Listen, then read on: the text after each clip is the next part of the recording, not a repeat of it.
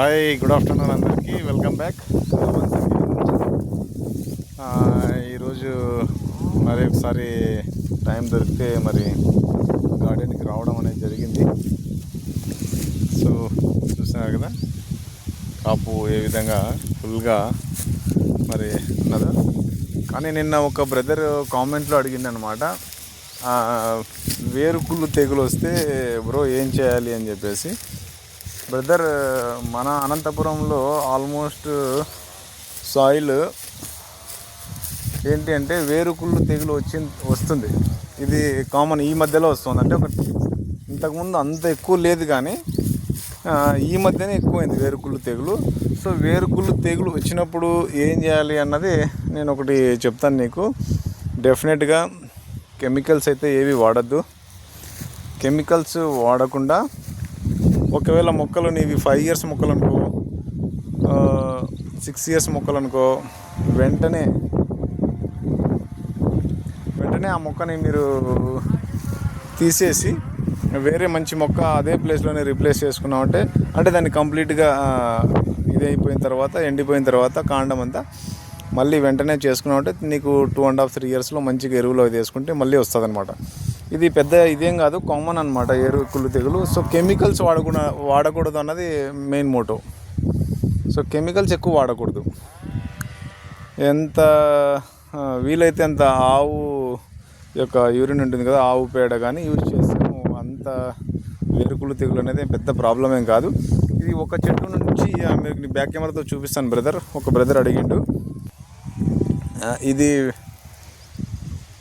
వేరుకుళ్ళు తెగులు రావడం వల్లే సో ఇలా అంటే ఎండిపోవడం అనేది ఇది జరిగింది. అంటే అది ఎండిపోకనే బ్యాక్ కటింగ్ చేసినాను. తర్వాత బ్యాక్ కటింగ్ చేసిన తర్వాత మళ్ళీ ఇగుర్లు వచ్చింది. కానీ ఇది దెబ్బతింటుంది అని చెప్పేసి నేనే దీన్ని పూర్తిగా తీసేయడం అనేది జరిగింది. సో ఈ రకంగా తీసేయడం అనేది జరిగింది. ఈ చెట్టు తీసేసిన తర్వాత చూడండి బ్రదర్, దీని పక్కనే నేను మళ్ళీ ఒకటి రీప్లేస్ చేశాను. చూడండి, ఒక 2.5 years 2 yearsలో 2.5 yearsలో మనకి ఇది ఈ మొక్క మరి మన చేతికి వస్తుంది. మనం ఎరువులు వాడేదాన్ని బట్టి, అంటే మనము ఎరువులు మనం ఇచ్చే వాటర్ వలన ఇది మళ్ళీ ఇందులోకి వస్తుంది. సో చూడొచ్చు, దయచేసి కెమికల్స్ ఎక్కువ వాడకు. వేరుకుళ్ళు తెగులు సాధారణం అన్నమాట. సో దాన్ని తీసేసి మీరు వేరే మొక్క రీప్లేస్ చేసుకోవడమే బెటర్ అనేది నా అభిప్రాయం. సో ఒకవేళ ఇది ఇప్పుడు ఈ చెట్టుకు వచ్చింది కదా బ్రదర్, ఈ చెట్టుకు వచ్చిన తర్వాత ఈ చెట్టుకి మధ్య గ్యాప్ ఉంది. సో ఈ చెట్టు నుంచి ఆ చెట్టుకి రావచ్చు, రాకపోవచ్చు. వేరుకుళ్ళు తెగులు అనేది చూడండి 20 feet దగ్గర గ్యాప్ పెట్టడం అనేది జరిగింది.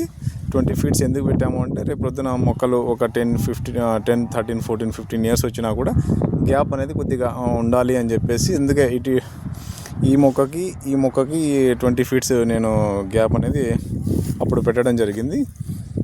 సో ఈ పక్కన మొక్కకు రావచ్చు, రాకపోవచ్చు. మన పక్కన తోటలో ఉన్న వేరుకుళ్ళు తెగులు కూడా మన తోటకు రావచ్చు అనమాట. అలా సంక్రమిస్తూ ఉంటుంది. సో అట్లాంటప్పుడు ఏం చేయాలి, మనము ప్రతిరోజు మనం చెక్ చేసుకుంటూ ఉండాలి మొక్కలు. Everyday, each and everyday